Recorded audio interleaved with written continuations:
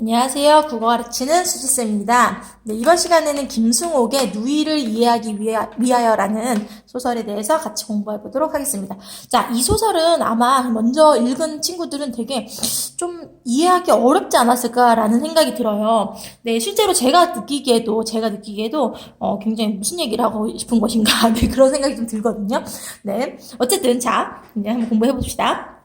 여기서 누이는 누나가 아닙니다. 네, 여기서 누이는 여동생이에요, 여동생. 네, 누이라는 말은 원래 그냥 여자 형제를 의미하는 말인데, 뭐, 누나도 되고, 뭐, 여동생도 되는 여자 형제를 의미하는 말인데, 좀 느낌상, 그죠? 누나 같은 느낌이 들죠? 네. 아무튼 이 여동생이 도시에 갔다 왔어요, 도시에. 도시에 한 2년 동안 나가서 살다가 왔는데, 와가지고는 아무 말도 안 하는 거예요. 그러니까 침묵하는 거야, 침묵.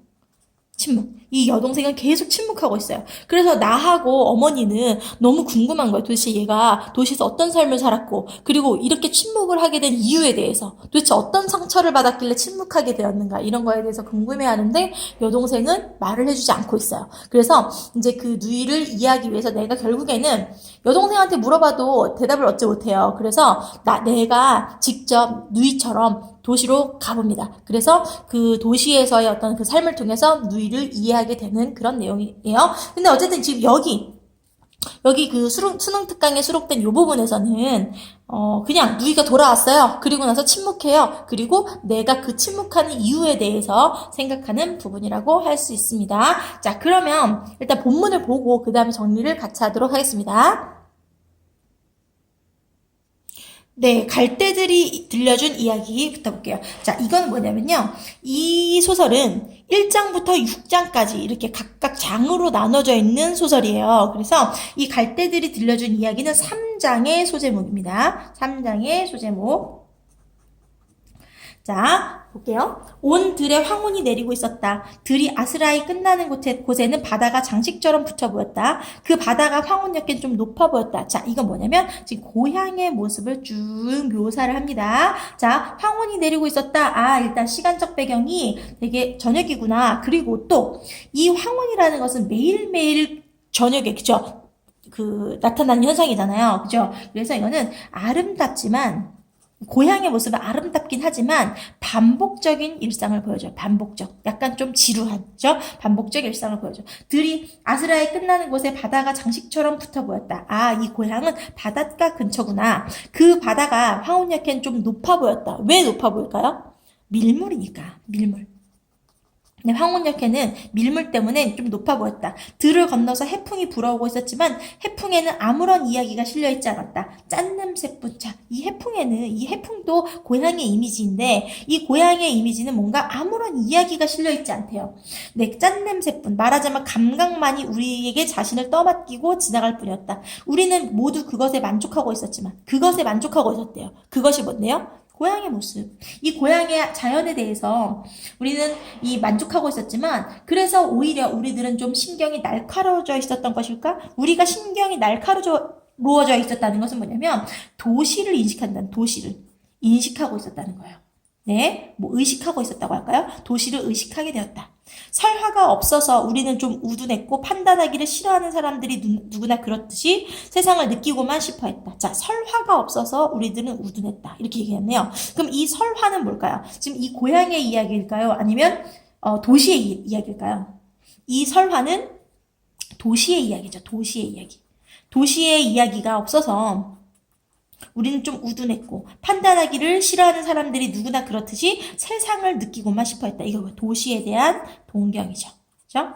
그리고 그들이 항상 종말엔 패배를 느끼고 말듯이 우리도 그러했다. 봐보세요. 우리는 지금 고향에 시골에 있는데 이 시골은 도시처럼 어떤 근대적인 공간이 아니에요. 그렇죠? 그래서 도시를 동경하기도 했고 그리고 항상 종말엔 패배를 느끼게 돼요. 우리가. 왜요? 우리는 이 시골에 살고 있는 사람들이기 때문에. 그렇죠? 그래서 우리는 이렇게 패배감을 느꼈다. 그러니까 이 고향에서 느끼는 그러니까 고향에서 도시에 대해서 느끼는 패배감이라고 할 수 있죠. 자, 보세요. 그럼 이제 고향에 대해서 우리 좀 정리를 해볼게요. 고향은 나에게 있어서 어떤 공간이냐면, 우리에게 있어서 우리에게 만족감을 느끼게 하는 공간이기도 해요. 그쵸? 그리고 아름다운 공간이에요. 하지만 또 반복되는 일상을 보여줘요. 그쵸? 그리고 또 어떤 이야기가 없어요. 도시에 새로운 이야기가 없어요. 그래서 우리는 항상 도시를 동경했고, 그리고 항상 종말에는 패배감을 느꼈다. 이 패배감을 느꼈다는 것은 우리가 시골 사람으로서의 느끼는 패배감을 의미하는 거예요. 네. 들과 바다, 아름다운 황혼과 설화가 실려있지 않은 해풍 속에서 사람들은 영혼의 토대를 장만할 수가 없었다. 보세요. 아름다운 황혼과 설화가 실려있지 않은 해풍인 어디를 말해요? 고향을 의미하죠. 그죠? 이 고향에서는 사람들은 영혼의 토대를 장만할 수가 없었다. 영혼의 토대를 장만할 수 없었다. 자, 이거는 뭐냐면, 이게 바로 사람들이 지금 이 고향을 떠나서 도시로 향하는 이유가 되겠습니다. 네. 그래서 사람들은 도시로 몰려갔다. 그리고 더러 뿌리를 가지게 되었고, 도시로 몰려간 사람들은 뿌리를 가지게 된 사람도 있고, 뿌리를 가지게 된 사람은 그 도시에서 정착한, 그리고 적응을 잘 이루어낸 그런 사람도 있고, 그렇지만 많은 사람들이 처참한 모습으로 시들어져 갔다는 소식이다. 그러니까 도시를 동경해서 도시로 가는 사람들 중 일부는 덜어는 뿌리를 가지게 되었어요. 그죠? 근데 대부분 많은 사람들은 처참한 모습으로 시들어져 갔다는 소식이다. 됐죠? 그죠? 그러니까 정착하지 못하고, 그죠? 네, 이렇게 좌절하게 되었다라는 거예요. 차라리 이 황혼과 해풍을 그리워하며, 이 황혼과 해풍은 고향을 의미하죠?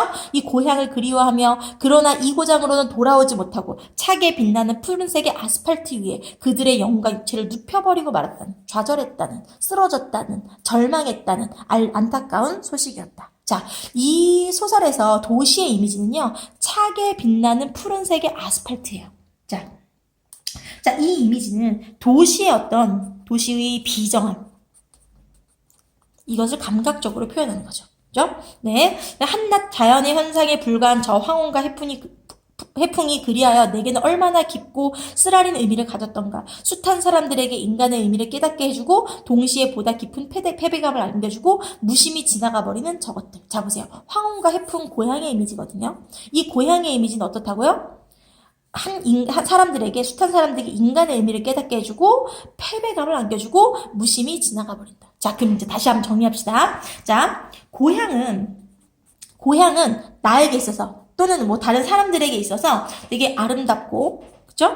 아름답고, 반복적인 공간이에요. 그죠? 늘 똑같은, 그죠? 그리고 설화가 없어요. 그렇기 때문에 우리에게 뭘 느끼게 한다고요? 패배감을 느끼게 한다고요. 그죠? 근데 도시는 어때요? 더 마이너스예요. 왜요? 가면 어떻게 돼요? 사람들이 어떻게 돼요? 이 황혼과 해품을 그리하면서, 그죠? 이 처참한 모습으로 시들어가는 공간이에요. 그래서 굉장히 비정하고요. 도시는 비정하고, 뭔가 냉정하고, 그리고 또 인간을 소외시키는 그 정도의 의미를 가지고 있어요. 네. 그래서 지금, 이 고향과 도시의 이미지를 굉장히 감각적으로 막 비유를 하고 있었어요. 그날 저녁역에, 황혼역에 나는 누이를 마을에서 좀 떨어져 있는 작은 강의 두구로 불러내었다. 강은 이 들의 한복판을 꾸불꾸불 가르며 흐르고 있었다. 대개의 강들과 반대로 이 강의 수원은 바다였다. 보통은 강에 있는 물이 바다로 흘러가잖아요. 그죠? 근데 이 강은 바다에서 흘러 들어오는 강이네요. 그죠? 네, 그 다음에 바다가 썰물일 때면 따라서 이 강의 물도 빠지고 바다처럼, 그죠? 그리고 바다가 밀물일 때면 이 강도 함께 부풀어 오르는 것이었다. 이 강가의 무성한 갈대밭 사이에 매여있는 작은 돛배들은 밀물일 때를 기다려서 떠나고 혹은 돌아올 수밖에 없었다. 보세요. 이 강에 있는 돛배들은 밀물일 때를 기다려서 떠나고 돌아올 수밖에 없었다. 이건 어떤 의미일까요? 그러니까 이게 지금 바닷물이 유입되고 나갈 때 그것에 맞춰서, 그쵸? 네, 맞춰서 돛배들도 나갔다가 들어올 수밖에 없었다. 이건 어떤 의미냐면 자연의 흐름에 순응하는 삶을 나타내요. 순응하는 삶. 그러니까 이 마을의 사람들, 이 고향의 사람들은 자연의 흐름에 순응하는 삶을 살고 있다. 이 강이 들의 농업수가 되어 있는 건 아니지만 연안의 고기잡이라든가 친절한 수로가 되어 있었다. 우리가 사는 마을은 이 강과 이 들에 매달려 있었다. 다 묘사입니다. 밀물 시간이어서 강물은 바다 쪽으로부터 빠르게 흘러들어오고 있었다. 갈대숲 사이에 부리가 긴 물새들이 날아다니며 먹이를 찾고 있었다. 간간히 고기들이 강물 위로 펄쩍 뛰어오르곤 해서 주위에 정적을 돋우어주고 있었다. 강물은 항온 속에서 금빛이었다. 다 묘사입니다. 해풍이 퍽세게 불어와서 내 곁에 말없이 앉아있는 누이의 머리카락을 흩날리고 있었다. 결국 이 황혼과 이 해풍이 누이의 침묵을 만들어 버렸던 것이다. 자, 이게 무슨 말입니까? 이 황혼과 이 해풍은 고향의 이미지잖아요. 그쵸? 이 고향의 이미지가 지금 이 어떤 도시를 동경하게 하고 도시에 간 누이가 침묵하게 된 거죠. 그러니까 어쨌든 그 원인은 이 고향이었다라는 거죠. 누이를 침묵하게 한 원인은. 자, 지금 여기까지가 현재의 상황입니다. 이 현재의 상황은 뭐냐면, 지금 일단 이 누이가 침묵하고 있는 상황인데, 나아가 누이를 그 강둑으로 불러서, 그죠? 네, 그 강둑에서 같이 그 그 강을 바라보고 있어요. 그죠? 거기까지 쭉 묘사였습니다. 그죠? 이제 과거 회상이 나타납니다. 그러면, 현재에 있다가 과거로 오는 구성이네요. 그죠? 이거 무슨 구성? 역순행적 구성. 그죠? 역순행적 구성. 현재와 과거가 교차되는 구성 또는 현재에서 과거를 회상하고 있는 구성. 됐죠? 네, 누이는 도시로 갔었다. 어머니와 내가 누이를 도시로 보냈었다. 그리고 며칠 전 갑자기 거진 2년 만에 이곳으로 다시 돌아왔다. 그러니까 누이는 이 도시에 적응을 했다? 정착을 했다? 뿌리 내렸다? 못했다. 그쵸? 누이가 도시로 가 있던 2년 동안 나는 얼마나 지금 우리 앞에서 지상을 포옹하고 있는 이 자연현상들에게 누이의 평안을 빌었던가. 나는 누이가 없는 동안 계속 누이의 평안을 자연을 앞에서 빌었어요. 그러나 도시에서는 항상 엉뚱한 일이 일어나는 모양이다. 이 엉뚱한 일이라는 거는 예상치 못한, 그죠? 예상치 못한 일이 일어나는 모양이다. 어떠한 일들이 누이를 핥히고 지나갔을까? 핥히고 지나갔다는 건 어떤 시련이라든지, 상처라든지, 그쵸? 네, 이런 정도의 의미겠죠. 어떠한 일들이 누이에게 저런 침묵을 떠맡기고 갔을까? 누이는 도시에서의 이야기를 나와 어머니의 간절한 요청에도 불구하고 한마디 하지 않았다. 그러니까 어때요? 누이가 지금 침묵하고 있는 상황이다. 네. 우리는 누이가 지니고 왔던 작은 보따리를 헤쳐보았다. 그러니까 누이가 침묵하는 이유에 대해서 알기 위해서 작은 보따리를 헤쳐보았어요. 그러나 허문 몇 벌과 두어 가지의 화장 도구를 발견할 수 있을 뿐이었다. 그러니까 그 누이의 어떤 도시에서의 삶을 알아낼 수 없었다. 그걸로선 누이에게 침묵을 만들어준 인연의 내용을 측량해볼 길이 없었다. 누이의 침묵은 무엇인가의 항거의 표시였다. 우리를 향한 한 거였을까? 왜 우리를 향한 한 거예요? 나하고 엄마가 지금 이 누이를 서울로 보냈잖아요. 도시로 보냈잖아요. 서울이 아니라 도시로 보냈죠? 우리를 향한 한 거였을까? 아니면 도시를 향한 한 거였을까? 그렇지만 우리를 향한 것이었다면 그건 분명히 잘못은 누이에게 있는 것이었다. 침묵으로서가 아니라 높은 목소리로 누이는 우리를 질책했어야 했다. 그러니까 만약에 우리를 향한 한 거였다면 누이가 침묵하는 이유가 우리를 향한 불만이었다면 우리에게 침묵할 것이 아니라 높은 목소리로 우리를 질책했어야 하는 것이었다. 높은 목소리로 질책하는 방법이 침묵의 질책보다 더 서툴렀다는 것을 결국 도시에서 배워왔단 말인가? 도시에서 침묵하는 법을 배워왔단 말인가? 반대로 도시를 향한 한 거라면 아마 틀림없이 이것인 모양인데 내 생각에는 그렇다면 누이의 저 향수와 고독을 발산하는 눈빛, 사람들이 두고 온 것에 보내는 마음의 등불 같은 저 눈빛을 우리는 무엇으로 설명해야 할까? 무슨 말이냐면 지금 우리를 향한 한 건 아닌 것 같아. 만약에 우리를 향한 한 거라면 누이는 나하고 어머니를 비난했어야 돼. 말로. 그죠? 목소리를 높여서. 근데 그러지 않았어요. 근데 반대로 도시를 향한 한 거라면 또 이해 안 되는 부분이 있어요. 뭐냐면 누이의 눈빛이에요. 뭐냐면 저 향수와 고독을 발산하는 눈빛. 그럼 이건 뭐냐면 누이는 지금 이 고향에 돌아와서도 이 도시에 대한 미련을 버리지 못하고 있다는 거예요. 그러니까 누이가 지금 도시에서 상처를 입고 돌아왔잖아요. 그쵸? 상처를 입고 돌아왔는데 그럼에도 불구하고 도시에 대한 미련을 버리지 못하는 그 눈빛. 사람들이 두고 온 것에 대해 보내는 마음의 등불 같은 저 눈빛. 그쵸? 미련이 없는 게 아니라 미련이 있다는 거죠. 저 눈빛을 우리는 무엇으로 설명해야 할 것인가? 그러니까 침묵의 이유를 알 수 없다라는 거죠. 누이가 돌아오고 누이가 도시에서 기억을 망각하려고 애쓰는 듯한 침묵 속에 빠져드는 것을 보고 우리는 아마 누이가 도시에서 묻혀온 고독이 병균처럼 우리 자신들조차 침식시켜 들어오는 것을 느끼게 되었다. 자, 이건 뭘까요?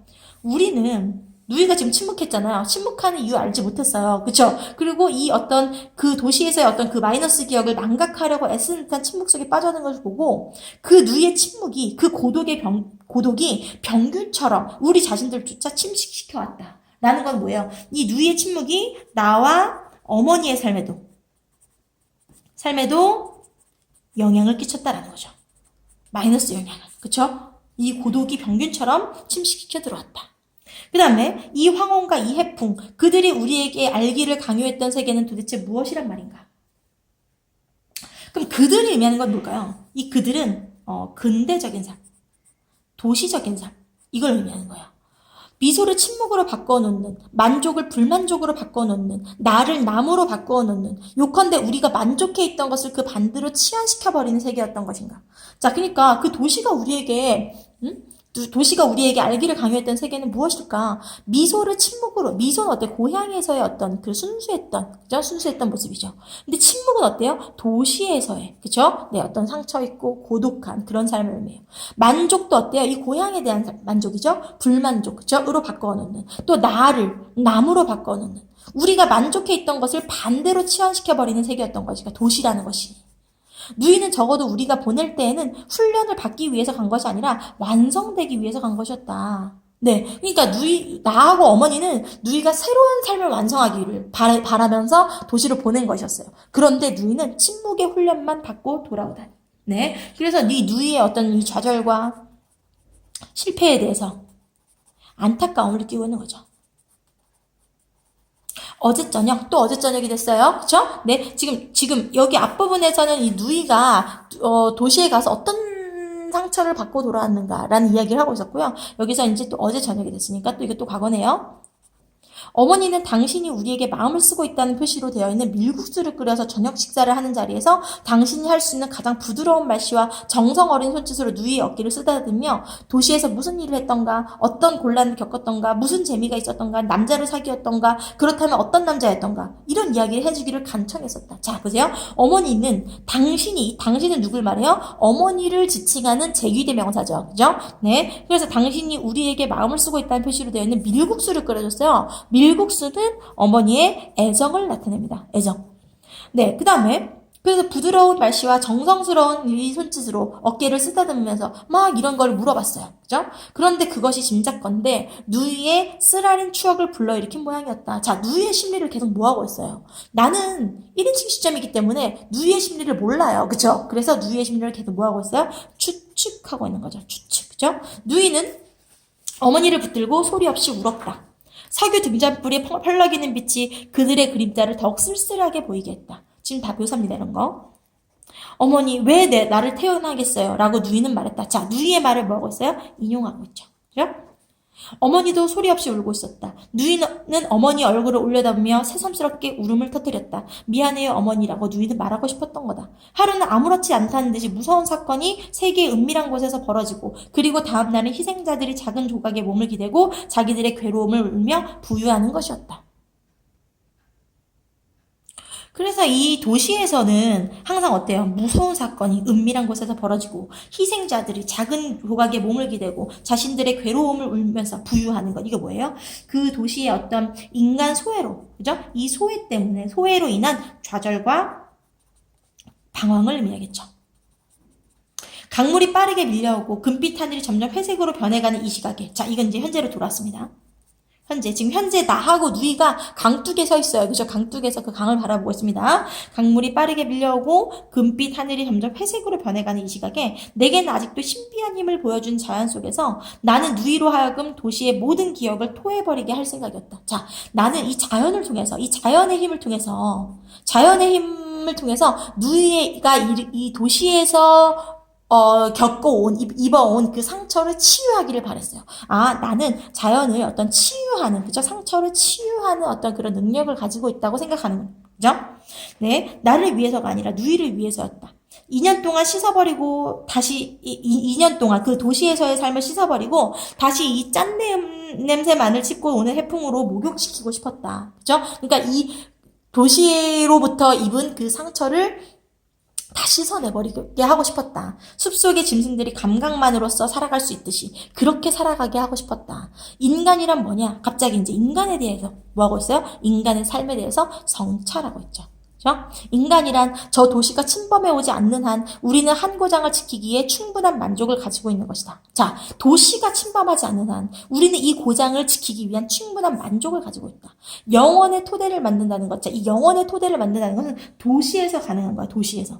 이 도시에서 가능한 영원의 토대를 만든다는 것, 의지의 신화를 배운다는 것, 우는 법을 배운다는 것, 침묵을 배운다는 것. 이거 다 뭐라고요? 도시. 됐죠? 도시. 그래서 영원의 토대를 만든다는 것은 도시에 나가서 성공하는 거. 그죠? 의지의 신화를 배운다는 것도 마찬가지요. 우는 법을 배운다는 건 도시에서 어떤 시련과 고난과 역경 이런 거 상처를 겪으면서 그죠? 이 우는 법을 배운다는 거. 또 침묵을 배운다는 거. 그것만 인간인 것이냐? 인간의 허영이 아닌가라고 나는 누이에게 말하고 싶었다. 그러니까 나는 도시를 부정적으로 그죠? 부정적으로 바라보고 있는 거죠. 그러니까 꼭 그렇게 해야지만 인간인 것이냐? 그런 도시에서의 삶만 인간인 것이냐? 아니다. 그것은 인간의 허영이 아닌가? 그렇게 생각한다고요. 네, 라고 나는 누이에게 말하고 싶었다라는 거예요. 자, 보세요. 자, 이거 일단 나의 1인칭 시점으로 되어 있고요. 누이는 여기서 여동생을 의미하고, 네, 그 다음에, 자, 이거 누이는요, 일단, 이 구성은 이렇습니다. 누이가 고향을 떠나서, 그죠? 떠나서 도시로 갔죠? 그죠? 도시로 갔죠? 그리고 다시 고향으로 돌아왔죠. 네, 아마 이 도시에서는 어떤 도시의 비정함과 인간 소외, 이것으로부터 상처를 입고, 그죠? 정신적인 상처를 입고 돌아왔다라는 거예요. 네. 그리고 여기에서는 침묵에 빠지게 되었죠. 그죠? 침묵에 빠지게 되었어요. 근데 이 침묵이라는 건 어떤 절망과 좌절, 그죠? 이 정도의 마음이라고 할 수 있겠어요. 자, 그래서 이제 여기 말고 이 소설의 전체에서 보면 이 누이가 고향을 떠났다가 도시로 갔다가 또 고향으로 다시 돌아오는 구조죠. 그래서 내가 이 뒷부분에서는 내가 누이를 이해하기 위해서 나도 고향을 떠나서 도시로 가서 이 비정함을 느끼게 되는 그런 내용으로 되어 있어요. 그래서 결론적으로 보면 아까 처음에 고향은 어떤 이미지라 그랬죠? 고향은 해풍과 황혼이라 그랬어요. 해풍과 황혼. 그죠? 해풍과 황혼이었는데 이 해풍과 황혼은 좀 약간 뭐 지겨움? 그죠? 뭐 지겨움이라든지 뭐 패배감이라든지 이런 감정이었잖아요. 그죠? 만족하기도 했어요. 만족도 있었고 또 아름답기도 했어요. 하지만 지겨움과 패배감이 있었는데 이것에서 벗어나기 위해서 얘가 도시로 갔는데 이곳에서 벗어나기 위해서 도시로 갔는데 도시에서 더 큰 절망과 그죠? 내 상처를 얻고 돌아오는 내용이다라는 거죠. 그죠? 자, 이제 정리할게요. 정리를 하면 자, 종이가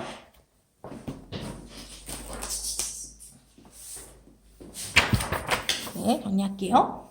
자, 일단은 이거는요, 되게 상징적이고, 도시와 어떤 고향, 그죠? 이런 것은 상징적이고, 또 도시를 비판하는 내용이에요. 그죠? 비판적이고요. 네, 그리고 이거 1인칭 시점인데, 이 1인칭 시점 중에서 관찰자 시점이 있고, 주인공 시점이 있죠? 근데 여기에서는 주인공 시점에 해당합니다. 주인공 시점. 네. 왜? 누이를 내가 이해하려고 하는 거니까. 그죠? 누이의 삶을 나타내는 게 아니고 나의 입장에서 그죠? 누이를 이해하기 위한 거기 때문에 1인칭 주인공 시점이라고 할 수 있습니다. 자, 1인칭 주인공 시점은 작가가 아니라 인물의 내면 심리를 효과적으로 드러낼 수 있죠. 그죠? 네. 이런 얘기 할 수 있고요.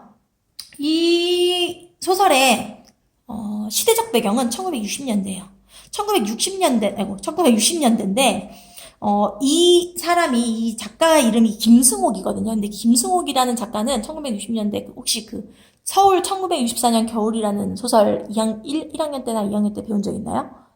없을까요? 네, 아무튼 그 소설인데 그 도시의 비정함에 대해서 나타낸 소설이에요. 어쨌든 이 1960년대는 우리나라 도시가 산업화, 그죠? 산업화, 뭐 근대화, 뭐 도시화 이런 게 급격하게 이루어지는 시기예요. 그렇기 때문에 산업화, 도시화 이 사이에서 굉장히 도시의 어떤 냉혹함이라든지 그리고 뭐 비정함이라든지 그죠? 네, 이런 것들이 드러나게 된다라는 거예요. 자, 그리고 여기서 계속 독백적인 그죠? 나의 독백으로 돼 있죠. 독백적이고요. 그리고 되게 묘사적. 지금 이 고향의 모습, 그쵸? 그리고 도시의 모습을 묘사하고 있다라는 거예요. 자, 그 다음에, 자, 이거는 어떤 줄거리가 있었어요? 별로 없죠. 그죠? 이 부분에선 특히 더 그런데, 그냥 누이가 서울 갔다 왔다, 도시에 갔다 왔다, 이거밖에 없어요. 그리고 나머지는 다 뭐예요? 나의 내면 묘사로 되어 있죠. 그죠? 그래서, 이건 어떤 서사적인 어떤 줄거리. 그러니까, 인물 간의 갈등보다는 네, 인물 간의 갈등보다 뭐가 중심을 이루냐면 내면의식. 내면의식을 서술하는 것이 주를 이루고 있어요. 이 소설에서는. 네. 그리고 그냥 문장을 보면요. 되게 어려웠잖아요. 그쵸? 엄청 어려운 문장들이 나타났어요. 그래서, 되게 좀 서정적이고, 감각적인 어떤 문체를 사용하고 있다. 네, 이런 이야기를 할 수가 있겠습니다. 그래서 자, 이제 우리 고향과 도시의 의미만 우리 한번 다시 정리하고 마치도록 할게요. 굉장히 지금 길어지고 있는데. 네, 한번 볼게요. 자, 여기서 고향의 의미는 아까 뭐였어요? 황혼이 있었고요. 그리고 짠 냄새가 있었고요. 그리고 해풍이 있었죠. 그죠? 네. 그리고 이 고향은 산업화가 이루어지는 공간이에요? 아니죠. 그죠? 산업화가 이루어지지 않고, 그죠? 산업화 없고, 그리고 전통적이죠. 전통적인 삶이 가능한 공간. 전통적인 삶. 그리고 뭔가 좀 전근대적이다. 이렇게 얘기하죠. 전근대적인 공간. 그런데 이제 이 고향은 도시에 비해서 우리에게 패배감을 안겨주긴 해요. 아름답기도 하지만, 그죠? 패배감을 안겨주기도 하지만, 우리는 이 고향의 아름다운 자연을 통해서 도시에서의 상처를 치유할 수 있다. 치유할 수 있는 공간이라고 생각하고 있어요. 이 작가는. 네, 그리고 도시는 어떤 곳이었죠? 도시는 아까 차게 빛나는 아스팔트. 기억나시죠? 차게 빛나는 아스팔트. 푸른색의 아스팔트였죠. 푸른색의. 아스팔트가 있는 공간이다. 그리고 또 어때요? 이건 산업화이기 때문에 이곳에 가면 우리는 성공할 수도 있어. 그 성공이 뭐라고 나오냐면 영원의 토대. 영원의 토대를 장만할 수 있는 공간이다. 이렇게 나왔어요. 그죠? 그래서 되게 근대적 공간. 네. 그래서 이 도시는 새로운 삶이 가능하긴 해요. 그죠? 누구나 가서 새로운 삶이 가능하긴 하지만 인간 소외와 이 산업화로 인해서 인간 소외와 또 어떤 도시의 비정함 그리고 어떤 침묵 고독 이런 것들의 공간이라고 할 수 있겠죠. 그래서 이 고향과 도시의 어떤 이 상징적 의미 네, 이런 걸 좀 알아주시고요. 누이가 도시에 2년 동안 나갔다 오면서 뭔가 상처를 입고 돌아왔다라는 거. 그죠? 네. 지금 이 부분에서는 이제 누이가 침묵하고 있는 상황. 됐죠? 네. 그리고 나서 이제 누이가 이 전체 내용은 누이가 이제 돌아왔잖아요. 그리고 이제 이 고향에서 좀 살다가 이제 그 마을에 좀 순수한 청년과 결혼을 하게 됩니다. 그리고 아이를 낳게 돼요. 그리고 나는 이 누이가 도시에서 겪은 일을 내가 이 누이를 이해하기 위해서 누이를 따라서 이제 누이가 이제 도시로 갔듯이 나도 도시로 가서 누이가 겪었던 그런 어떤 절망적인 그런 현실을 경험을 하게 됩니다. 그렇죠? 네, 그래서 이런 고향과 도시의 어떤 이런 이미지들 비교해 주시고요. 그리고 되게 상징적이고 비판적이다. 그렇죠? 그리고 시점 기억해 주시고 역순행적 구성이었다는 것도 기억해 주시면 될 것 같습니다. 네, 됐죠? 그렇죠? 네, 됐습니다. 네. 그래서 누이를 이해하기 위하여 이 소설이 좀 어렵습니다. 그쵸? 그러니까 꼼꼼하게 한번 보시고 정리하시면 될 것 같아요. 네. 수고하셨습니다. 네, 여러분, 안녕.